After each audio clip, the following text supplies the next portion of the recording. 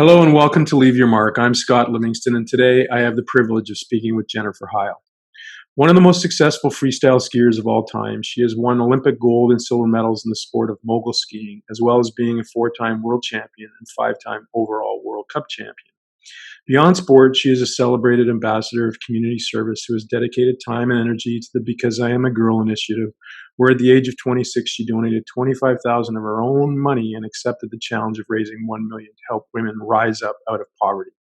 She is also a co-founder of the B210 Foundation, dedicated to supporting many Canadian Olympians, but also reshaping how athletes achieve their true potential. At the heart of her invitation to leave your mark is that Jenn is an exceptional person who has transcended life as a performance athlete, found her stride as a mother of two amazing boys, and reinvented herself in the world of business. She has already left an indelible mark on the world. What lies ahead, I am certain, will be even more impressive. Welcome, Jenn. Aw, thanks, Scotty. It's nice to see you. And it's kind of cool that our podcast brings us, or my podcast brings us together. We don't talk that often anymore. It's almost like we used to talk all the time. Now we see each other very, very intermittently here and there. But it feels like old times. Every time I see you, it just, it goes right back to it. So, how are you these days? Everything's good? Yeah, everything's great. Busy with two little ones and balancing, getting out the door in the morning to work. And I don't actually believe in balance. Well, I don't believe in short-term balance. It's more a midterm I strive for. But no, I'm feeling very blessed. My life is very full. That's awesome. Well, I'll start with an easy question. I wanted to know from you, when you were skiing, what your favorite race course was. Oh, my favorite course. So that one's easy. It was Inuashiro, Japan. Wow. It was the steepest course in the world by a mile, like 37 degrees going down the pitch. I watched male competitors cry at the top of the hill from being so afraid of the jump and frustrated. It was like basically jumping off a cliff on that top jump. You couldn't see the landing. It was quite terrifying, but for me as a skier, technically, I was very strong. And so I just loved the challenge. And I would say in all my races over 10 years, that was the closest I got to perfection in that run. And it was quite a interesting experience. And it was all mental, and it all happened at the top of the hill before I even pushed out of the gate. And it was by far my best run that, could have been competitive on the men's side as well that day. Wow, that's really cool. I would have not thought that, knowing all the things I knew about you coming in. So I'm glad I asked that question. I thought you were going to tell me Deer Valley and stuff and some of the races. Second favorite, because it was the second hardest, but more from a fitness level. And so we had done so much work together, and I was so confident in my physical abilities because of all the time we put in that I'd like to. I guess I could say show it off on that course. I'm going to circle back to the hard, easy part a little bit later in our conversation. I want to start by growing up in Spruce Grove. What was life like there? Was it simple? Was it complicated? What was life all about for Jenn when she was a kid? Yeah, I look back on my childhood, and I'm now working in sport, and specifically, have a gender equity file. So I've reflected a lot on my own childhood and kind of the elements that went into it, so that I didn't have the barriers that many girls have in sport, the social barriers, the norms, and I had tremendous opportunity. It was a simple upbringing. It was a wonderful childhood. I grew up in a community where doing sports was a way of life, and it was as common for the girls as it was for the boys. Life revolved around school sports teams. It wasn't about, this over specialization. I'm going to be a pro. It was, let's go out and let's be a team. Let's have some fun. Everybody participates. Be your best. Try your best for everyone. But it was just a different focus, and I just had so much joy to be active with my friends and with my family. And, I had a dream to be an Olympian from quite young on, but it was kind of in the back seat to those daily experiences. Wow. Was that you're driven by mom and dad, or by one more uniquely than the other? So I would say um, my athletic abilities probably mainly come from my mom. She's just like a power pack and an incredible golfer. She never put a lot of focus on it for herself. She always focused on family. So, she was 100% committed to taking us where we needed to go. And then dad brought a really unique perspective in that he was doing visualization, meditation, yoga way before any of that was cool and mainstream. And so he really taught me the mental aspect as a young child. And I learned how to visualize, from the age of 10 when I was at swim club. And if I didn't visualize before a race, I felt lost. So I started visualizing from a very young age. So he instilled a lot of those skills that are unique and needed as an elite athlete. And both my parents had a very high bar for effort. And so, if it was unacceptable not to do your best on anything. And so that also was an important element to becoming an Olympian. Wow. When you look back, I know that you started out sort of your Olympic dream with swimming to a degree, and then that sort of, you never grew lengthwise. So Yep. that became less achievable. But the shift into skiing, I mean, skiing was part of your life.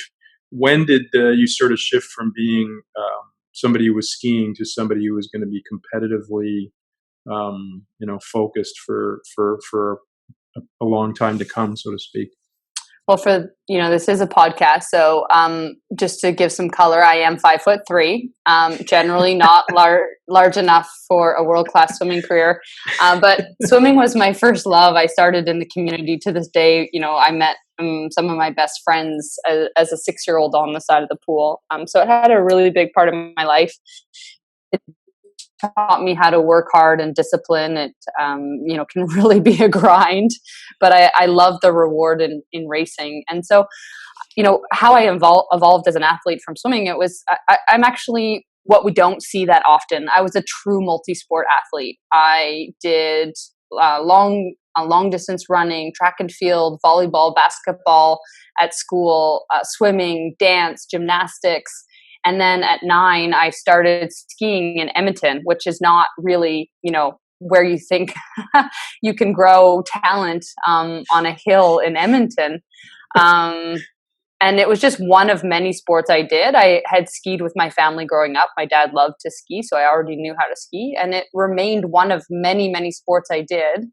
It became more serious because we had to drive outside of Edmonton. So we would drive 8 hours every weekend so I could ski on the Alberta ski team. And so with that came an extra layer of commitment. And over time, I let the other sports go.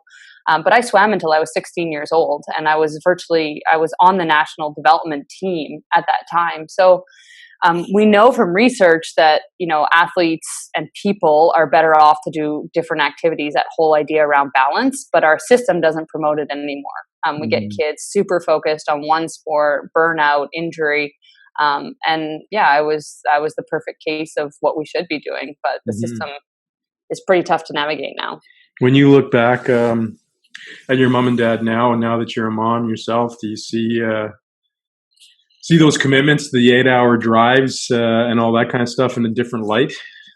Well, I'm definitely trying to stream my children into sports that I want to take part in. That aren't 8 hours away. Yeah, that aren't 8. Well, yeah, I mean, it's pretty wild. And I would just say becoming a parent as a whole, I mean, it's so much respect for my parents and everything they gave me, and, their unconditional love and commitment, despite both of them, having careers. And it's not an easy thing to do. And then you layer on the different commitments, and sport obviously is a huge commitment for any family in terms of time and money. So we'll see where it all goes.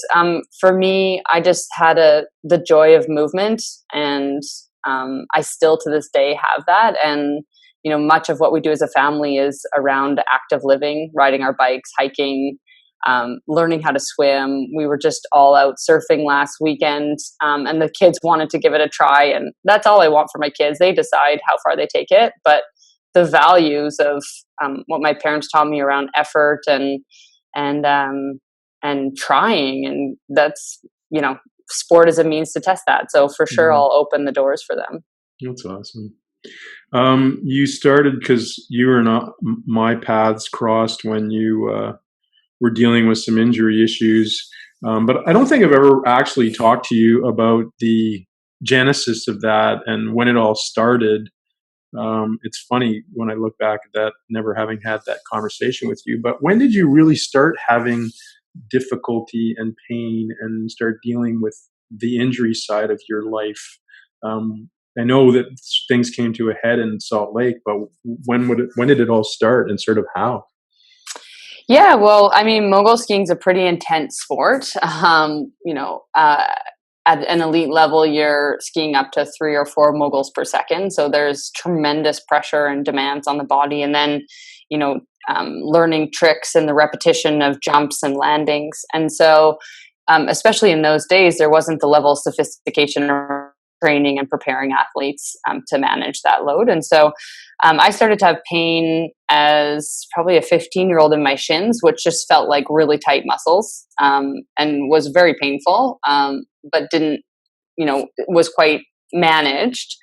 And then as I came up through the levels quite quickly and I was quite young and hadn't fully, built the foundation, then the wheels kind of fell off. And so I was in tremendous pain the year of my first Olympics. I couldn't even really ski a full run in training. I was trying to save my body and my legs for competition, which is not the best way to prepare or become your best. And so that's where visualization came a critical part. I would side slip the course and close my eyes and imagine myself skiing through the tricky section and try and memorize the course through my mind. And then I just got to the point where it wasn't fun. I knew that I wasn't going to meet my objectives of trying to win an Olympic medal. And there's a few other things going on behind the scenes in terms of the team and the organization. And I didn't want that path. And so I actually probably came quite close to looking at going to school full time and quitting my career before it really started. Really? Wow, I never knew that about you through conversation. What was the moment, or what was that conversation like when you sort of contemplated that, and how did you not let go? That's a good question. I don't remember the specific moment. I would say the reason I didn't let go is because so on one side, I had a team, a lot of pressure from the team saying I had to do it, the normal way. I had to show up for training camp, even though I could hardly walk. I had to get back on my skis. I just had to, work harder, try harder. But I had hit that wall, and I knew that trying harder, doing the same thing wasn't the answer.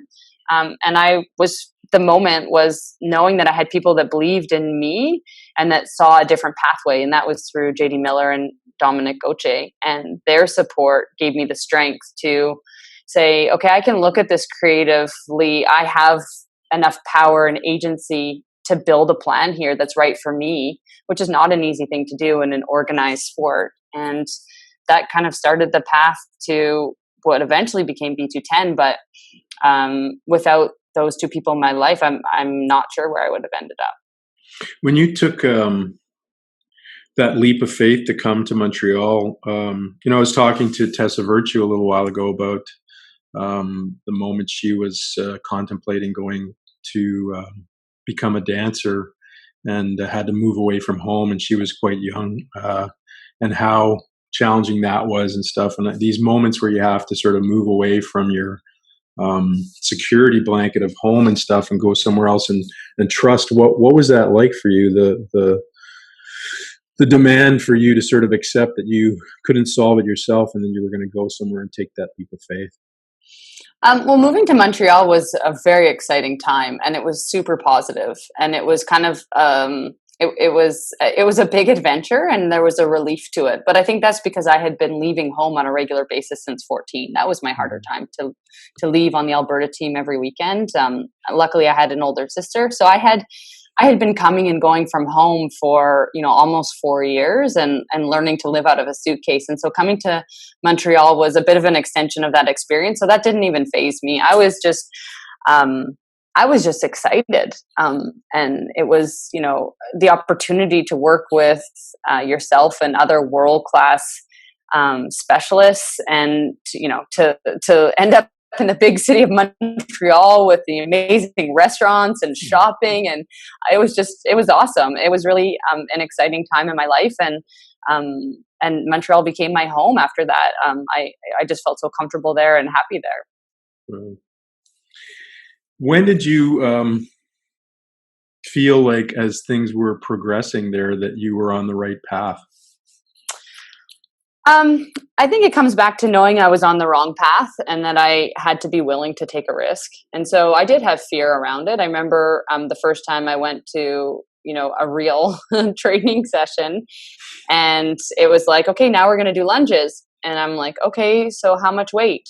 And no weight. And I'm just like, excuse me? Like, I'm an Olympian. How am I going to be world class when I'm sitting here lunging without any weight? How am I going to build my muscles and the strength I need?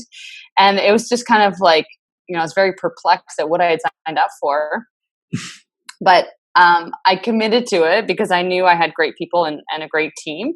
And, progress was slow, but the little things were rewarding. And, learning how to move better was critical. And I started to be educated and ask a lot of questions as to why we were doing it so I could buy into the process. And then I just started to feel the difference. And it is pretty extraordinary. I mean, I took almost 2 years off of competitive skiing. 18 months. And then I came back and I was literally skiing better than ever in my life before. And so it was just very obvious to me that, before I had even raced, but just back on the skis, that it was the right decision. Hmm. When you look back on that time and the time running up to Torino, what's the most rewarding element of the process you went through to win a gold medal, if you can summarize it in one or two things? Sorry, you cut out a little bit. What was the most rewarding? What was the most rewarding thing about the process of getting to and winning that gold medal? When you look back on it, were there one or two things that you look back at the process you went through that you feel was most valuable to you as a person? That's a good question. I've never really been asked that before. I can tell you that I would say the whole process was rewarding. It was having confidence in yourself and your decisions, your instincts, to know that that was the right decision. And it was a really important lesson to trust yourself and what's possible when you build the right team with the right people. And I think what was so amazing about my team was that it was egoless. It was all process driven. It was this joy of learning. Everyone had the joy of their own craft, and that passion and that energy was there every single day. So it literally was every day that was rewarding because we had the right dynamics and the right ingredients. And the outcome of that, like when I think back to those years, it was, oh gosh, it was just amazing. Like I would stand on top of the hill and I just felt powerful isn't necessarily the right word, but I just felt, it was like this perfect alignment of my mind, my body, my technical skiing. And it was just like, let's go and create magic. And there was that confidence that came with it, but just this opportunity to keep taking it to the next level. And that's where my thrill was. And I got to show up and do that every weekend because, we had done the hard work. Mm-hmm. When you won the gold medal, when you look back on that, what changed in you after, when you look back? Who were you before you won it, and who were confidence, you really? Yeah, you just became more confident. Well, I was a 9-year-old dreaming of winning an Olympic medal, and I structured my whole life. I said skiing took the back seat, or others, like it kind of evolved. But it was always there. And so, I made really big commitment to leave junior high and high school, and to, I was afraid to leave home and to be on the road and to have to find my way as a young kid. And, I wouldn't call them sacrifices. They were choices. And so I think the biggest thing was just I had this big vision for myself, and I had worked so hard to it. And it was just winning that medal. I remember standing at the bottom of the hill, knowing that I had won, going, I can't believe this actually happened. It was just this understanding of possibility. Like, you vision for it. Everyone says dream big. But that's scary. And then to see that the process led to the outcome, it was just like, wow, I can do this in many other places in my life, and it can work. And sometimes it won't, but just to have that confidence in the process and the plan and this belief in possibility was something I carry with me. Yeah, it's beautiful to hear you say that about process, because I think that's the one key to really a fulfilling success whenever you achieve something, is that you actually were connected to the process that you went through, rather than just achieving the goal, so to speak, or getting the gold medal and then not necessarily knowing how you transcend it or where you go next. For sure. And I mean, there's no doubt that achieving the goal makes the process sweeter as you reflect back. but I've had both experiences, and yeah, there was just so much happiness and joy in that day to day working towards that goal, and that's a pretty cool thing. Mm-hmm. So when you obviously decided to do it again, that period of time was commingled with the start of B210 and the creation of this foundation that you're an integral part of over the years. What do you see B210 at, when you look at it from your perspective? What are you most proud of, or most happy about in terms of its creation and your part in that creation? You know what? I think it's actually really similar to what I just described in winning the medal. There was this recognition of how lucky I was to train without compromise, and we didn't really address that yet. But working with yourself and others was a very expensive endeavor for a young amateur athlete that had limited sponsorship, and so we got creative through the business community to support that, including my own technical coach. We're looking at $80,000 a year, and so that was obviously a huge privilege and a huge opportunity. And so just reflecting on the magic and the opportunity of standing in that start gate, being 100% ready, it was, why should I be the only athlete in Canada that has access to that? And so, again, it was taking that vision and that belief, and as a team, along with JD Miller and Dominic Gauthier and obviously yourself and so many others, it was, how do we scale that? How do we test that? You don't know where it's going to go, but it's this idea of possibility. And then again, to be committed, step by step, and be patient, and to just keep moving it forward. And then you look back today and it's like, wow, we've helped so many athletes. We've engaged the corporate community. We've been able to be, a strong voice within the system, an independent voice.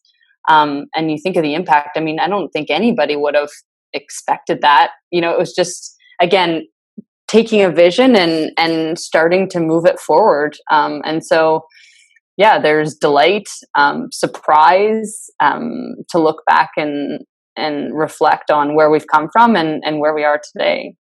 Cool. I want to circle back to that thing that you talked about at the beginning about your favorite course and hard. Like, why do you like hard? I don't know. It's probably a problem of mine. It would be really easy. I could definitely have some more easiness in there. But the reality is that I wasn't a very good skier flat course.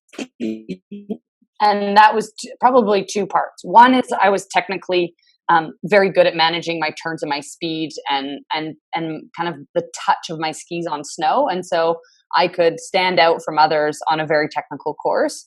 And then the other one is I was just kind of bored on a flat course. I didn't find it exciting. I didn't find it challenging. And I just, I don't know. I've always been attracted to this idea of, can I rise up and meet what's in front of me? And so I get more excited when there's more things in front of me than if there's less. And I would like to be able to temper that a little bit, because it can be exhausting. But I've I've just always liked that. And I think it's because I like the mental aspect of it. I'm fascinated by how much we can achieve by having the right mindset and, training our minds as much as our bodies through sport. Interesting. This is a perfect segue for a part that I do in my podcast. There's a book that I discovered a number of years ago called The Day You Were Born. And it's all about putting the world of astrology and numerology together. And I actually got to interview the lady who wrote the book a couple of weeks ago, so that was kind of neat. But you're an Aries too, and your purpose is to transform your fears and weaknesses into strengths, understanding them and sharing them with others. Your saying is, mirror, mirror on the wall, is who I see, you or me? This is a question every Aries 2 asks every morning. They face the challenge of recognizing their own feelings and not confusing them with those of others. Remember, the world is fickle. It loves and rejects according to its needs and not our deeds. There is no way to please it, so Aries 2 must learn to please and nurture themselves. To do this, they've got to be able to bond with others without becoming dependent, and to be separated without feeling abandoned or alone. Remember, family is composed not just of those with the same blood, but anyone with whom we choose to share our intimate feelings. When we bond with others, we increase our strength. Little purpose statement. Well, sounds nothing like me, let me tell you. Holy moly, was that quite on.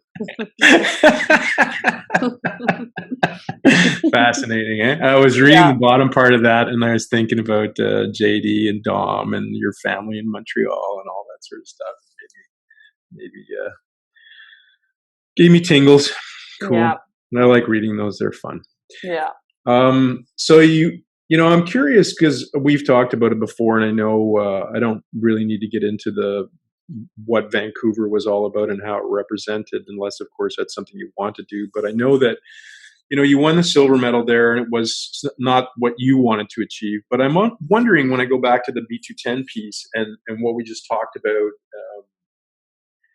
did you have a sense, or maybe not at the moment, but since then, of really what you accomplished in bringing this whole crew and cast of characters that went to Vancouver and competed for medals and shared the same opportunity you had? Was there a sense of pride in that moment, or do you look back on it that way? That's an interesting question. I don't know. I don't linger there. I linger, for me, it's kind of like meeting the challenges that I described in sport. I love to push things forward, and I love to create, and creation is many different things. Creation is creating, that perfect run. Creation is changing structures and systems, which we did through, our approach, and continue to do through B210. So I have pride, in the fact of progress, I guess, and of being able to challenge the status quo, through B210 and try and make sport a better place and try and, change those models that get us stuck. So that's kind of where I linger. It kind of comes back to the rest of the stuff is just, it's other people's opinions, and there's no value there, because pride is a very dangerous thing.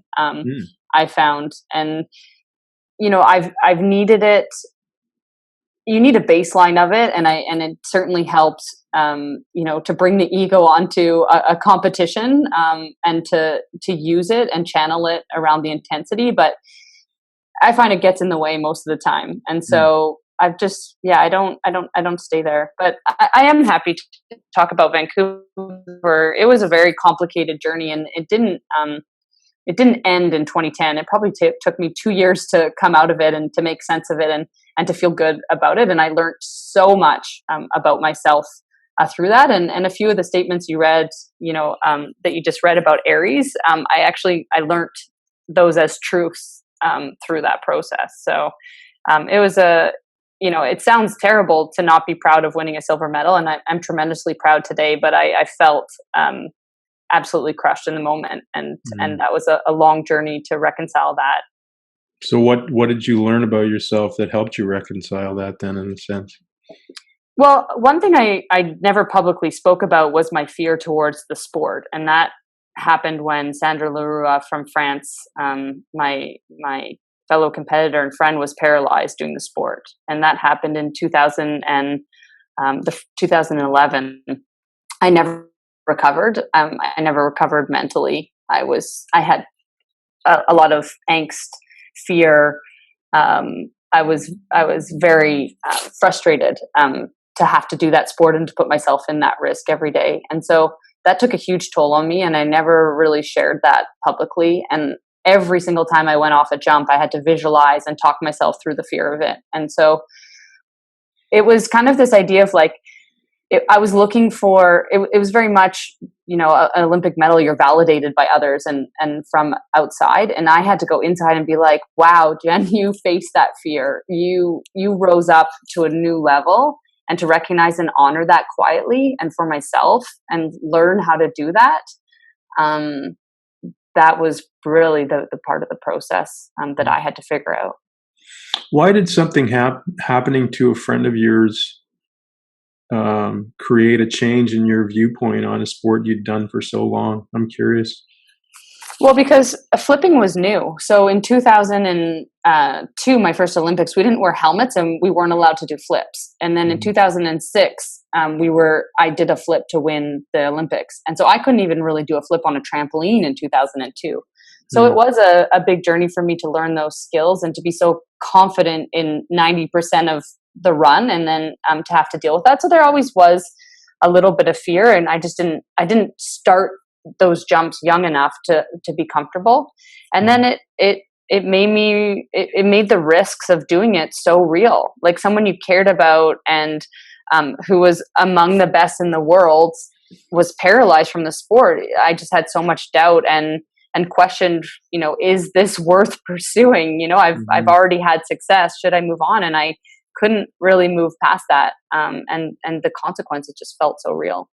Well, it's interesting. I delve into it because I remember being at, and I don't know if you remember it, but we were at a B210 event in Banff, and Laurie Skreslin was talking to the group before, I believe it was before the 2010 Olympics, and he was talking about risk and being risk averse and fear and all this kind of stuff. And he talked about something that happened on a big climb. And I sort of raised my hand because I found it interesting in the sense that, to me, everything, I said, what is risk at the end of the day? Because for me, what you were doing to him, I said, almost seemed foolhardy because of my perspective and my experience. And to him, it seemed like a risk worth taking, so to speak.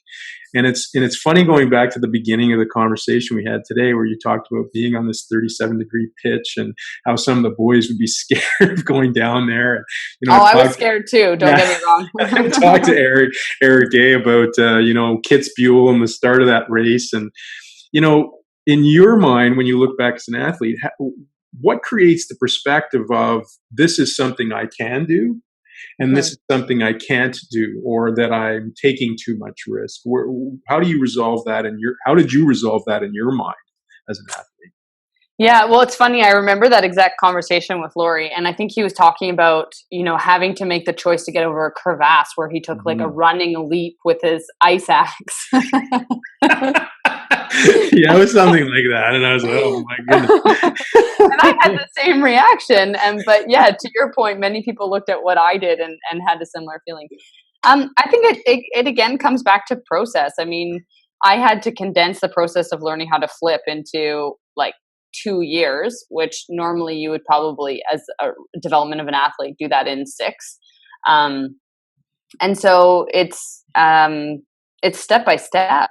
And yes, I do like, so I like risk, but I like risk to be managed. And so for me, it was doing everything I could to manage that risk and to be my best. But then fear is a different thing. And fear is a total, it was a partly I wouldn't say it was an irrational fear, but the fear took so much room in my head that it became its own thing. And I could manage it, but I couldn't find a way to release it. And so it just became, it became another thing that I had to deal with. And so Yeah, it was mental, and I didn't know how to get rid of it. Well, I really appreciate you sharing that because I think it's valuable for people to hear because we all go through those things in different situations, different perspectives that we all struggle with that. Um, and we need to sort of overcome it in a lot of different situations. You retire and you go on now to becoming a mummy, and describe the fear in that. No. Yeah, you want to talk about fear? There is no fear until it happens, and then it sets in. Oh my God, there's a little person in my lap. It was, I know Perfect we segue. we've laughed a lot over the years about having kids, and you and Dom are not unlike myself and Jamie, where parenthood was a bit of a shock in some sense. So, when you've gotten over the shock now, what was that like becoming a mom in the beginning, and what have you sort of overcome in terms of your maybe difficulties in the beginning, and now have found your stride, so to speak, in it? Well, I would say it's not unlike what we've talked about today. It's kind of reflecting back to understand the different layers and that acceptance. And so when I look back at becoming a mother, I mean, I retired out of professional sport in 2011. I had to finish my degree at McGill. I had to and then I became a mother, and then I entered the workforce, and then I had a second child. So I mean, I had 5 massive transitions, and one of those alone, is very challenging. And so I did this amazing thing of condensing it into a couple of years, and so it was hard. I was completely disorientated in terms of I just my feet weren't really on the ground in a lot of ways, and so becoming a mother was and is the greatest part of my life, and you often hear people say that, and it doesn't compare to anything else I've done. The richness in the moment, and talk about challenge. I mean, my children challenge me to be my best every moment. To I'm so grateful for those deep breathing techniques I learned in sport. So yeah, it was a challenging and wonderful and messy transition into motherhood, and I'm just so grateful to have 2 very different children who make me laugh and challenge me every moment of the day. That's awesome. They're good little guys. um, so tell me about this transition into the workforce now. Like tell me what you're doing and what is inspiring you in what you're doing. Hmm. Yeah. So, well, right out of between children, worked at Deloitte on their innovation team in Toronto, and to me, that's what I love. It kind of comes back to, what through B210 and that process of having a vision and challenging the system to to have it materialize, I guess. And so that was really a sweet spot for me. And I'm in a similar space now. So I'm VP of Sport Development at Via Sport BC, and so we are an organization that was created 6.5 years ago to govern the investment in amateur sport in British Columbia. And so we fund a big piece of the system, but then we have another arm where we're doing a lot of innovation. We're teaming up with industry, with universities, and we're looking at social innovation. And then because we manage and govern the system, we can feed some of those outcomes and advances and understandings back into the system. So it's a really unique opportunity to hold both pieces. And so we're doing some work around, our main objectives are how to make sport more inclusive, how to make it safer, and how to make sure we're delivering meaningful sport experience. So amateur and youth sport has really started to be commercialized. over specialized, too serious. We focus on the development of technical and physical skills. But if you and I were to talk about the value of sport, we would say because of social connectedness, because of confidence, because of empowerment. Well, those things happen, but often by chance if you have the right coach. They're not built into the experience or the system in a purposeful enough way. So all those pieces together, we have strategic initiatives where we're looking around social innovation and want to build capacity within the system to deliver on that. So it's deep, complex work, system change, and in an area that I love and am passionate about. I'm really proud of you that you're doing that, and it's probably something that really resonates in your heart all the time, because I know you have that desire to change things. I know that you've always been an advocate for women and women in sport. Tell me more about that. What is it at the center of your heart that you want to see for women and you don't feel is still where it needs to be? Yeah, I think the answer to that is two parts. One is today 96% of girls are not meeting minimum physical activity standards. So we have a problem. We have access, we have opportunities. Those are sure there are details within that where there's not full equality, but it's pretty close. But we have invisible barriers that we're not addressing in as head-on of a way as I think we need to. So our social norms, the stigma around, if you're sporty or not, some girls hide the fact that they like to play sports from their peers because it's not cool. And so all of this, it's not a sport problem, it's a social problem. And so I'm just know that to be confident and empowered, you can't ignore the physical aspect. You can't, if you can feel confident in your body and your movement and your physical self, you're going to bring that into everything you do.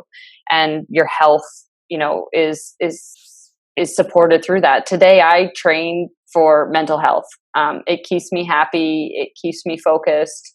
It makes me feel good. That's why I'm active today. And so we know it's a critical part. And so there's so many benefits to it, yet we have massive barriers. And so I just want others to have that joy in the experience and feel empowered to move and in whatever terms they want, whether that's in sport or going for a walk or a hike or whatever that may be.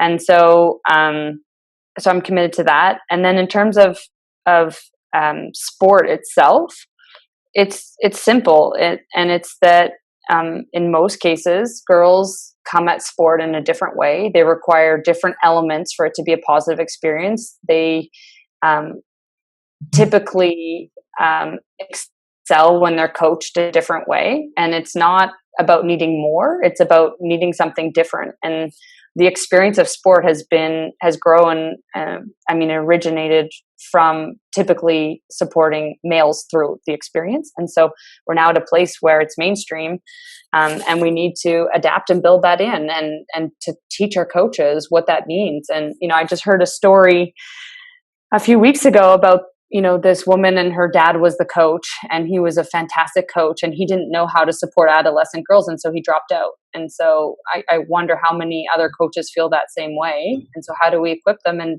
build that into the experience, into the training? I want to segue off that for a second, because you've had some very extraordinary men in your life who've contributed to you as a person and vice versa.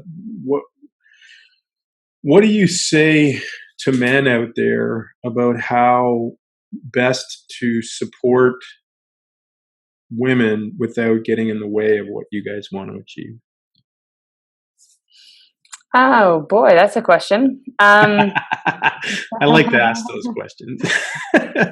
So actually, I think it's quite simple, the answer. I have had extraordinary men in my life, and continue to have them in my life. And so when I look at kind of what's the commonality, it's that they approach myself or, the men in their life or whoever's in their life as an individual. and they're able to adapt and support, like as an athlete, in the context of an athlete, they were able to adapt to what I need and identify that. And, that was different from, what my male teammate needed. And it was just, how do I put the individual at the center of it? And it's not really more complicated than that. But it takes a level of awareness and of probably a vulnerability as well to ask the questions and to kind of discover what that means and know that you might not have all the answers, but you're willing to have the conversation that leads you to the answers. I like that answer.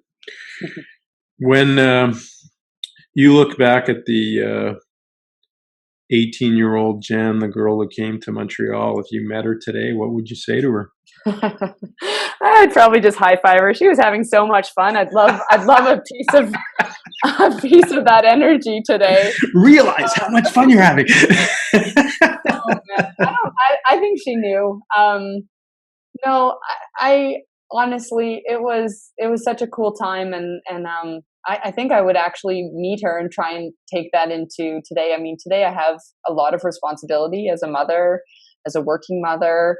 I have a lot of passion projects I'm working on. And I would take that and not lose that enthusiasm and try and bring that despite, all the responsibility. So I'd be happy to see her.